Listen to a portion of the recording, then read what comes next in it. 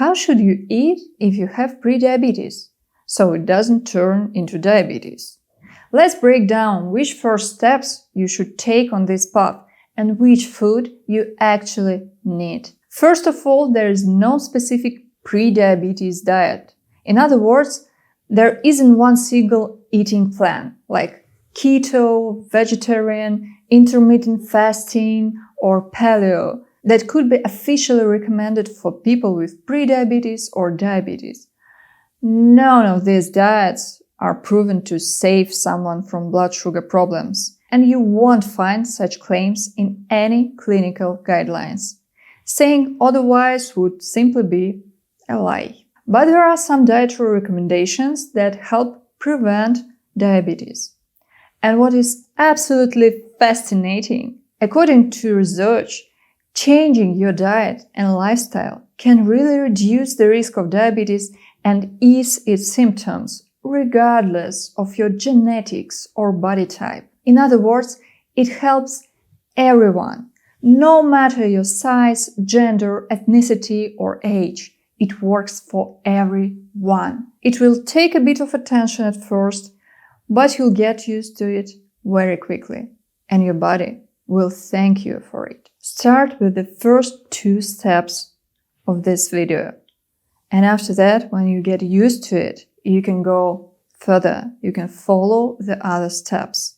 But the first 2 steps will already improve your blood sugar levels. This video is a full guide of constructing your new prediabetes diet. So, first 2 steps, and after that, the others. Fiber. The first and one of the most important changes you can make to improve blood sugar control is adding fiber. That's right, the very first step is not cutting carbs or restricting food, but adding something to your diet. Fiber. Fiber is made up of very long carbohydrate molecules that our digestive system can't break down. It's found in plants and gives structure to stems, fruits, seeds, nuts, and other vegetables. In food, fiber acts like a natural mesh that slows down sugar, so it reaches the intestinal wall slowly. It gets absorbed slowly, and it enters your bloodstream slowly.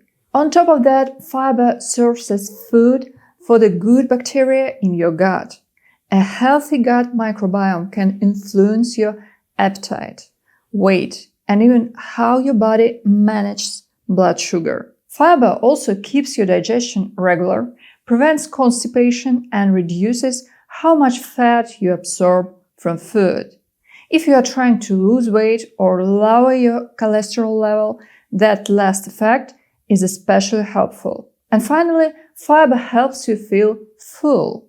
It takes up space in your stomach, digests slowly, and keeps you satisfied longer.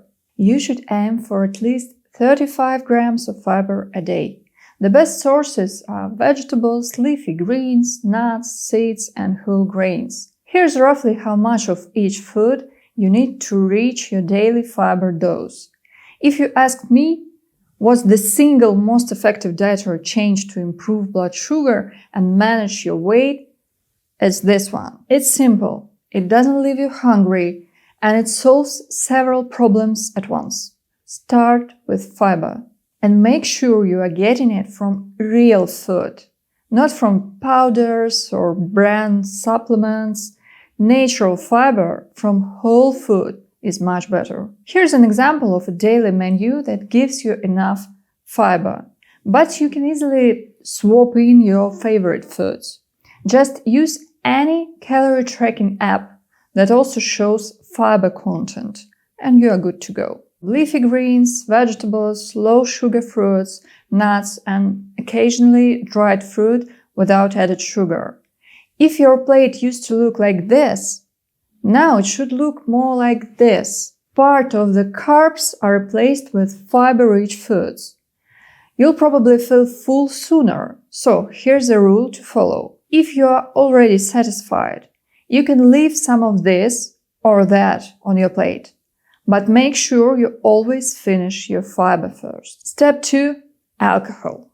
Losing weight is one of the most important things in improving blood sugar control and reducing insulin resistance. Even if you already have diabetes, there's good news. If you have extra weight and manage to lose about 15 kilos within 6 years after diagnosis, you can actually achieve remission. That means reaching normal blood sugar levels without any medication. 80% of people with diabetes who lose excess weight reach this result. And one of the simplest and most underestimated ways to lose an average of 7 kilos a year is to stop drinking alcohol. Even if you drink not so much, giving up alcohol completely can help you lose weight and make it much easier to stick to your diet. Let's be honest. Once we are even a little tipsy, it's so hard to keep track of what and how much we are eating. Cutting out alcohol also improves blood vessel health and helps your pancreas and liver process sugar more effectively. So do yourself a favor. Try giving up alcohol for 6 months to a year, just as an experiment, and see what happens. What's a year compared to the rest of your life? Not so much, really. Don't cut out carbs completely. Some people, once they find out they have high blood sugar or prediabetes, decide to cut out carbs completely. They go low-carb diet or start a keto diet, and things actually get worse. Here's why. Carbohydrates are your body's main source of energy.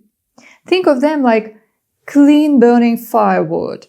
They burn hot, steady, and leave no soot behind. But if you run out of firewood, you have to throw everything else into the fire. The parquet, the piano, the curtains, even the tires. When there are no carbs, the liver starts making energy from everything, from fat and protein. But fat burns dirty. It produces ketone bodies, side products, which acidify the blood. And if they build up too much, they can cause ketoacidosis, a serious condition that can lead to poisoning, lung or brain swelling, and even death. And the liver can also make glucose from protein. Even if you eat 0 carbs, the liver can still create up to 200 grams of glucose per day by breaking down protein. That means instead of using protein to build and repair your cells, your body is just burning it for sugar. This process is slow, but once it starts, it's hard to stop. As a result, blood sugar rises after a protein-heavy meal and stays high for a long time. That only worsens insulin resistance and damages blood vessels the same way excess sugar does. Some people even need insulin injection after eating protein, which is usually a sign that they are not getting enough carbs. The truth is, our bodies only work in balance. You can't just remove an entire food group and expect everything to stay fine. It won't. Diabetes isn't just about carbs or sugars. It's about the balance between proteins, fats, and carbohydrates. If carbs were the only problem, every person with a sweet tooth would have diabetes. And anyone who eats fatty foods and doesn't like sweets would never get it. But that's not the case. So in this video, I'll show you how to balance your diet to the perfect proportion that you need. The next steps come down to the main components of your diet: carbs, fats, and proteins. To figure out what's off in your diet and where to make changes, you first need to understand what your diet looks like right now. Most of us have no real idea how many calories we eat in a day, let alone how much sugar, fat, or protein we are consuming. And that's where the oldest and most reliable scientific method comes in: observation. You need to observe what's happening on your plate. That means, like a true researcher, you'll need to measure, record, and track what you eat. Remember, you are doing this only for yourself, so there is no point in skipping things or cheating. That's like secretly stealing money from your own wallet. Pretty pointless, isn't it? For example, if you want to plan your budget, you need to know how much you earn and how much you spend. Otherwise, there's just no way to make a realistic plan. And you see, it's exactly the same with calories and weight. You first need to figure out how many calories, proteins, fats and carbs you are getting from your food. Only then you can understand what needs to change. Without tracking, you are basically flying blind. You have no idea where you are headed. Well, I know it's not the most exciting thing to write down everything you eat, but trust me, this is hands down the most effective way to really understand your diet. Here's what you'll need: a kitchen scale and a calorie tracking app. Any of them that you like. For 1 week, 2 is even better, record the weight of your food and log everything you eat into the app, including snacks and, importantly, drinks. Most drinks contain calories too. Write down everything, whether it's healthy or unhealthy. It doesn't matter. Don't change your diet during this observation period. You need accurate, realistic data about what you're actually eating and not about what you would like to eat in some perfect world. And don't trust the detection of calories by photo. That's always inaccurate. Can you tell someone's exact weight just by looking at their photo? Probably not. And those apps can't either. They have no idea how deep your bowl is. Only a scale can tell you the truth. This diet tracking will give you priceless information. Once you have it, you'll clearly see what needs to change. Most calorie tracking apps don't just show you total calories, they also tell you how much fat, protein, carbohydrates, fiber, and added sugar you are consuming. Once you have that data, the next step is to bring those ratios into balance. To make it easier, we have created a free calculator that helps you determine how many calories, proteins, fats, and carbohydrates you personally need. You can find the link in the description. There are 2 versions of this calculator, one for those who prefer using kilos and centimeters, and another one for those who use pounds and inches. Make sure you fill out all the fields in the calculator so your results are accurate. Carbohydrates are the foundation of our diet. Even when your blood sugar is high, that doesn't mean you need to completely cut out carbs. A large recent study showed that both low-carb diets and high-carb diets are linked to a high risk of death. In other words, too few carbs is bad, and too many is also bad. The healthiest balance is when carbohydrates make up about 50-55% of your total daily calories. And that applies to everyone. People with diabetes, prediabetes, or completely healthy people. Let's take an example. To maintain my current weight, I need about 1,800 calories a day. If 50% of those calories should come from carbohydrates, that's 900 calories. If I want to lose weight, my total calorie intake would go down, but the percentage of carbs in my diet would stay the same. But when it comes to blood sugar control, the quality of your carbs really matters. When choosing which carbs should make up that 50%, it's important to avoid simple sugars. Sugar, honey, syrups, and starches are all fast-acting carbs, simple sugars. They raise blood sugar very quickly because they are digested and absorbed almost instantly. That rate, how fast your blood sugar rises after eating a food, is called its glycemic index. Essentially, the glycemic index tells you how much fast-acting sugar this food contains, not just how many carbs overall. There are 3 groups of products according to this index: foods with a low glycemic index, medium, and high. You should avoid foods from the last group and limit foods from the second group. When it comes to fruits, Try to stay away from very sweet tropical fruits, especially when they are overripe. A greenish banana is fine. A brown soft banana, not so much. Berries and local a little bit unripe fruits are your best choice. They contain much less sugar. The amount of simple sugar in a food also depends on how this food is prepared and processed. In one of the next videos, I'll show you how to make smarter choices and how to lower the glycemic index of your favorite foods by cooking it right. So make sure you subscribe and turn on notifications so you don't miss it. If your diet used to include a lot of carbs, then cutting back on them might leave you feeling hungry.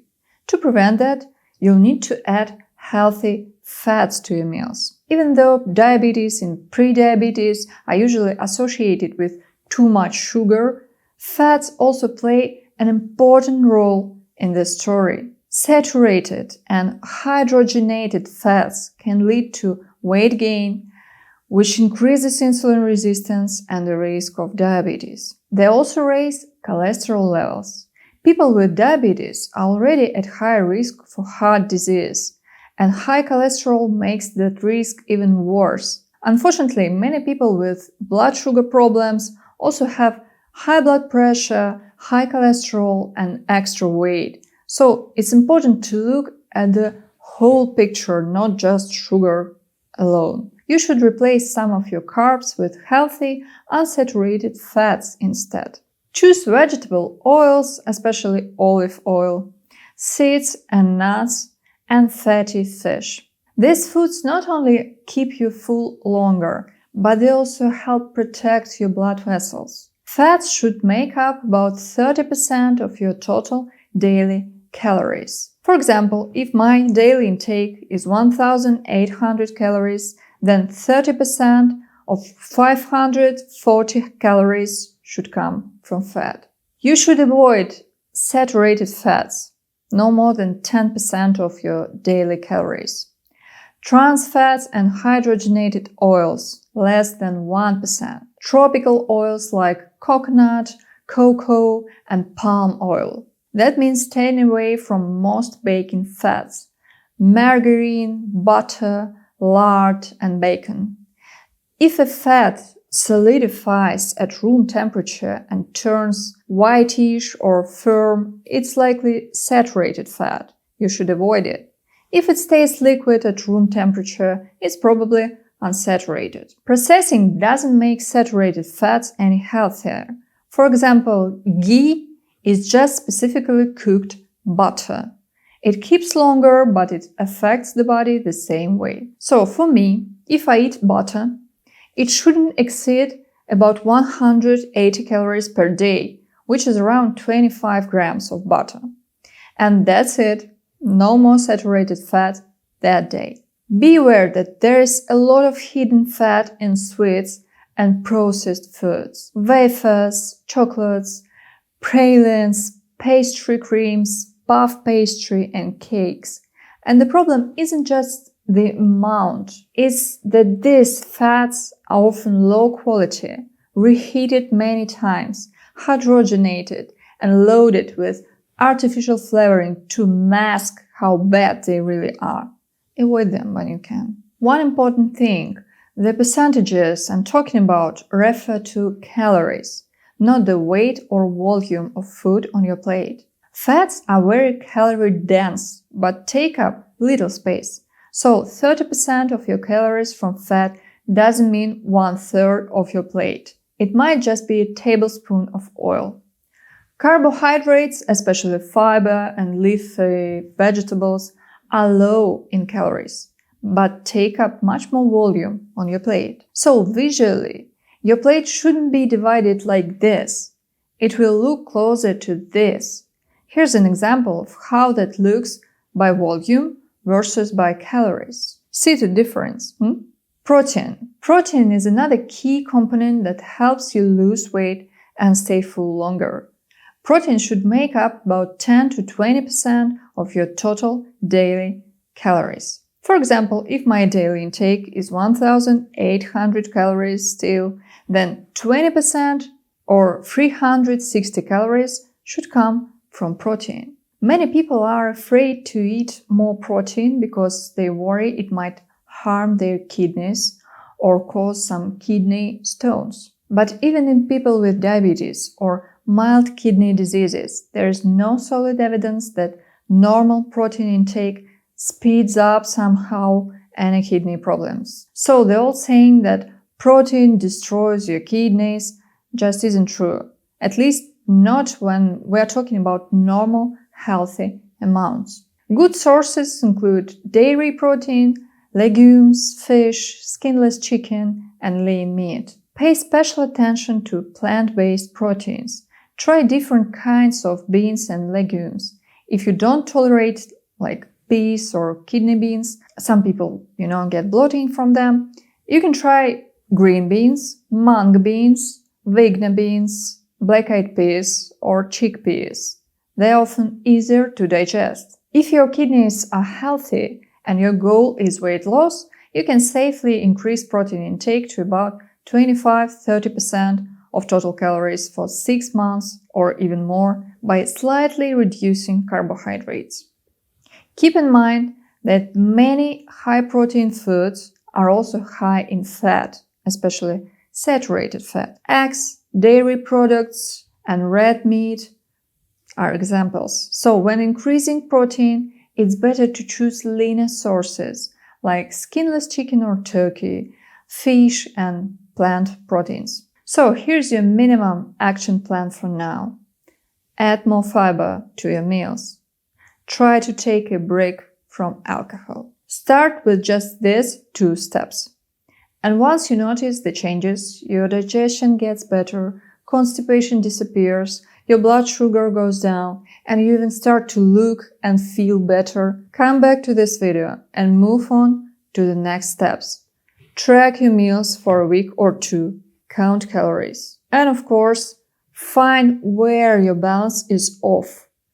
Too many carbs, too few fats or proteins, and start correcting it. Changing your eating habits overnight isn't realistic. After all, the way you eat has been built for years, maybe since your childhood. So let's take it slow and steady, one small step at a time. We'll get there together, without stress, without panic, without starvation, and without ridiculous, trendy diets. You really can do this, and I'll help you figure it out. Subscribe to the channel, take care of your health, and I'll see you in the next videos.